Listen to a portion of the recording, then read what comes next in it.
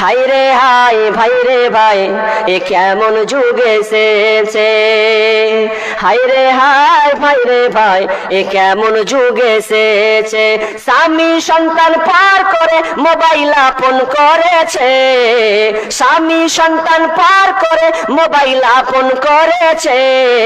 হায় রে হায় ভাই রে ভাই এ কেমন যুগ এসেছে, হায় রে হায় ভাই রে ভাই এ কেমন যুগ এসেছে। আজকে মিস কল কালকে ডাইরেক্ট পরশুতে পরিচয়, চতুর্থ দিন আপা বলে খাড়া হয় দরজায়। আজকে মিস কল কালকে ডাইরেক্ট পরশুতে পরিচয়, চতুর্থ দিন আপা বলে খাড়া হয় দরজায়। স্বামী জিজ্ঞেস করলে বলে, স্বামী জিজ্ঞেস করলে বলে আত্মীয় এসেছে। হায় রে হায় ভাই রে ভাই এ কেমন যুগ এসেছে, হায় রে হায় ভাই রে ভাই এ কেমন যুগ এসেছে। স্বামী সন্তান পার করে মোবাইল আপন করেছে, স্বামী সন্তান পার করে মোবাইল আপন করেছে। হায় রে হায় ভাই রে ভাই এ কেমন যুগ এসেছে। 24 ঘন্টায় নাই রে বিশ্রাম ফোন বুকের ভিতরে, উদাস উদাস মন তাহারি সংসার করে না রে। 24 ঘন্টায় নাই রে বিশ্রাম ফোন বুকের ভিতরে, উদাস উদাস মন তাহারি সংসার করে না রে। বিদেশে পাঠাইয়া স্বামী, বিদেশে পাঠাইয়া স্বামী বন্ধুর সাথে ঘরে। হায় রে হায় ভাই রে ভাই এ কেমন যুগ এসেছে, হায় রে হায় ভাই রে ভাই এ কেমন যুগ এসেছে। স্বামী সন্তান পার করে মোবাইল আপন করেছে, স্বামী সন্তান পার করে মোবাইল আপন করেছে। হায় রে হায় ভাই রে ভাই এ কেমন যুগ এসেছে।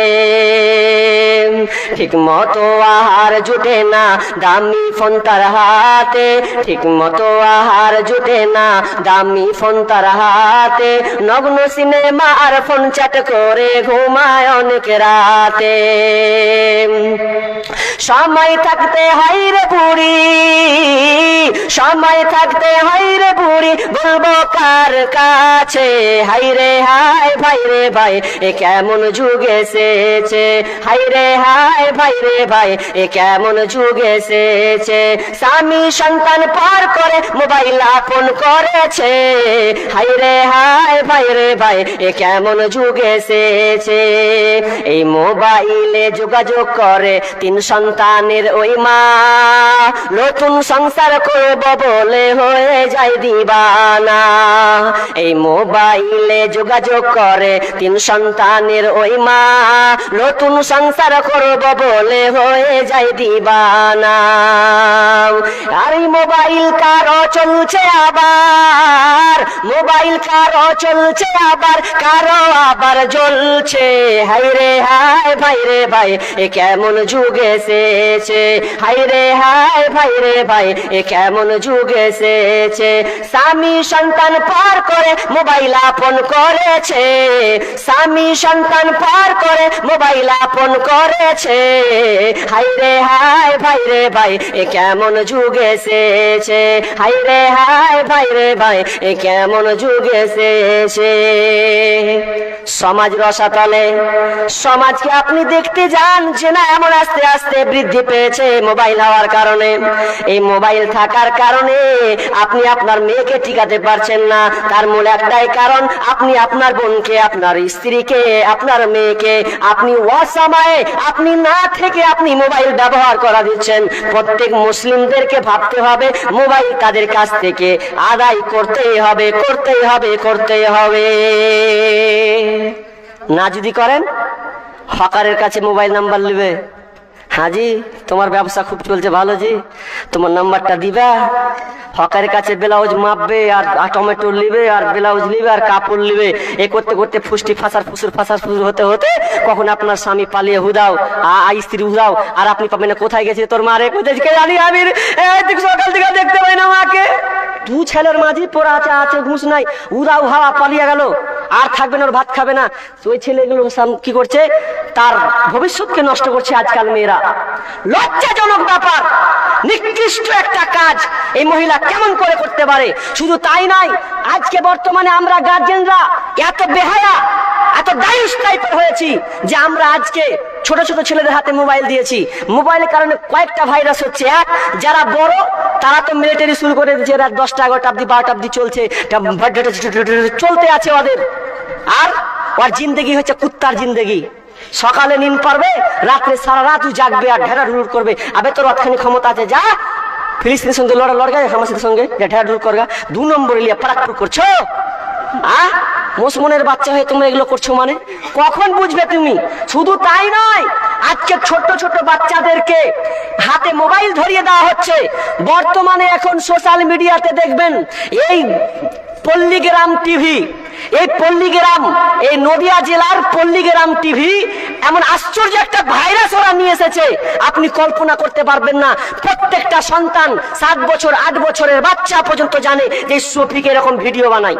আর এমন এমন ভিডিও বানানো হচ্ছে, এই ছোট ছোট অধমের বাচ্চাগুলো এমন ভাবে ভিডিও তৈরি করছে তারা, যে ভিডিওগুলোতে কিভাবে তার মালকে চুরি করা যায়, কিভাবে সংসারকে তছনছ করা যায়, কিভাবে পরকিয়া করা যায়, কিভাবে সংসারকে দুখান করা যায়, চুরি পাটপাড়ি করা যায়, এগুলো সেখানে শিখানো হচ্ছে।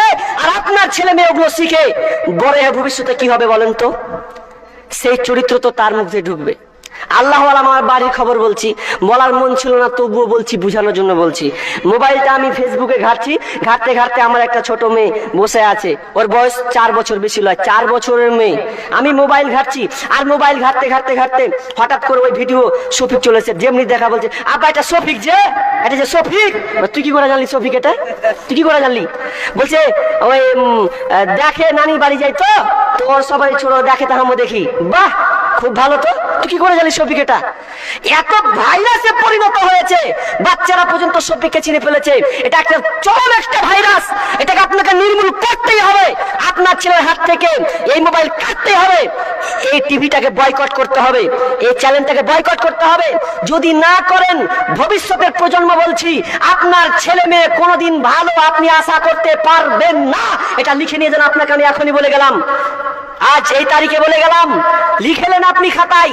যদি আপনি না নির্মূল করতে পারেন, আমরা এত বাপ মা বেহায়া গাধা মোবাইল দিয়ে দিয়েছি যা তুই ওই এত কি শফিকের তুই দেখ, তুই আমি আমার কাজ করছি, স্ত্রী তো আপনার সিরিয়াল নিয়ে ব্যস্ত পড়ে আছে। এই হচ্ছে বর্তমানে আজকে ভাইরাস। এবং মায়েদের ব্যাপারে আমি কিছু কথা বলতে চাই, যে আজকে মায়েরা কি হচ্ছে জানেন, যে এমন ভাবে পর্দা তারা করছে যা বলার কথা নয়। এগুলো দেখে, এই মোবাইল, এই সিরিয়াল দেখতে দেখতে দেখতে দেখতে তারা নিজের আব্বুটাকে ওরা নষ্ট করে ফেলেছে। আমরা মানছি, কোরআন হাদিস মেনে চলছি, কোনটা মানছেন আপনি? ও আপনার যেটা সুবিধা, আপনি সুবিধাবাদী, এই জন্য আপনি এটা মানছেন। অথচ আয়েশা রাদিয়াল্লাহু তাআলা আনহা বলছেন যে আল্লাহ রাসূল আমাকে এমন একটা জিনিস শিখালো, যেই জিনিসটা আমি যখন দিল, রাসূল সাল্লাল্লাহু আলাইহি ওয়াসাল্লাম বলছেন, আয়েশা, কেউ যদি 6 কিংবা 8 রাকাত চাস্তের সালাত পড়ে সকালে নামাজ আদায় করে, তাহলে এর বিনিময়ে তাকে একটি জান্নাতের ঘর নির্মাণ করা হবে। এর বিনিময়ে আল্লাহ তাআলা তাকে জান্নাতের ঘর বানিয়ে দেবেন।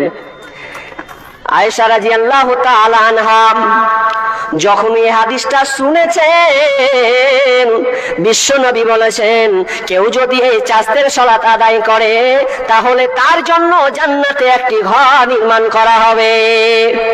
এবার আয়েশা রাদিয়াল্লাহু তাআলা আনহা কত গভীরে বলছেন, তিনি বলছেন, বিশ্বনবী আমাকে যেদিন থেকে বলে দিয়েছেন, সেই দিন থেকে আমি চাস্তের সালাত, সকালের নামাজ আমি পড়তে থাকলাম, এটা আমি ছাড়বো না। শুধু তাই নয়, যখন আমি নামাজ অবস্থায় থাকবো, এই নামাজ অবস্থায় থাকার পর কেউ যদি বলে দেয়, আয়েশা রে, তোমার আব্বা মা জীবিত হয়ে গেছে, তোমার আব্বা মা কবর থেকে উঠে এসেছে, তবু আমি আয়েশা বলছি, শুনে পৃথিবীর মানুষ, তবু আমি এই চাস্তের সালাত, এই নামাজটা আমি ছাড়বো না যতক্ষণ পর্যন্ত কমপ্লিট না হবে। তারা কেমন আর আমরা কেমন দেখেন, যেমন হাদিস পাচ্ছে সঙ্গে সঙ্গে মেনে নিচ্ছে, যেমনই পাচ্ছে সঙ্গে সঙ্গে মেনে নিচ্ছে। আর আমরা এত কিছু পরকিয়াতে আসার পরেও আমাদের এমন অবস্থা হয়েছে, করুণ অবস্থা, যা খাতা খুললে গুনহার লিস্টে আর শেষ করা যায় না। এবার আমি আপনাকে একটা বুখারীর হাদিস শোনাই, যে হাদিসটা আমাদের সমাজে খুব আস্তে আস্তে দ্রুত বজায় রেখেছে। কি জানেন?